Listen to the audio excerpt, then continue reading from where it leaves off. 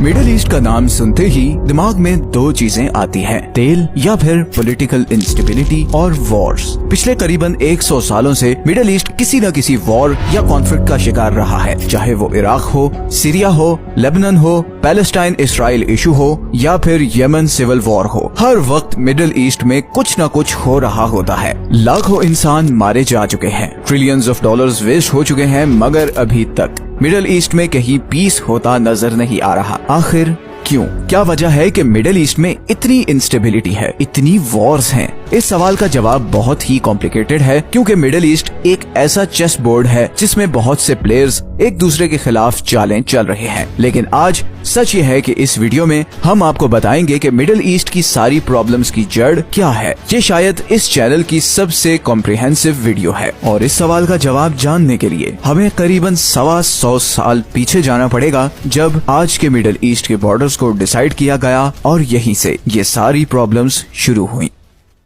कई 100 साल तक पूरा Middle East Turkish Ottoman Empire के कंट्रोल में था। 16वीं से 17वीं सदी के बीच ये एम्पायर हंगरी से लेकर यमन तक फैली हुई थी। इस सारी किंगडम में हर तरह के लोग रहते थे, ज्यूज, क्रिश्चियंस, मुस्लिम्स, पारसी, अरब, कुर्द। लेकिन फिर 19th सेंचुरी के बाद ऑटोमन एम्पायर का डिक्लाइन शुरू हो गया और यही वो वक्त था जब ब्रिटिश एम्पायर एशिया के अंदर अपना कंट्रोल बढ़ा रही थी। ब्रिटिश एम्पायर को सबसे बड़ा खतरा इसी ऑटोमन एम्पायर से था, बिकॉज उसके कंट्रोल को एशिया से यूरोप तक पहुंचाने में सबसे बड़ी रुकावट यही ऑटोमन एम्पायर थी। इसी का तोड़ करने के लिए ब्रिटिश एम्पायर ने मिडिल ईस्ट पर अपनी कॉलोनीज बनाना शुरू कर दी। सबसे पहले 1820 में ब्रिटिश एम्पायर ने यूएई के साथ एग्रीमेंट किया, फिर 1839 में यमन, 1861 में बहरेन और फिर 1888 में इजिप्ट के साथ एग्रीमेंट किया और इन सारे एरियाज को अपने कंट्रोल में ले लिया। इजिप्ट का कंट्रोल आते ही ब्रिटिश के हाथ में सुएज कैनाल का कंट्रोल आ गया और उनके लिए ऑटोमन एम्पायर को अवॉइड करके एशिया पहुंचना बहुत आसान हो गया।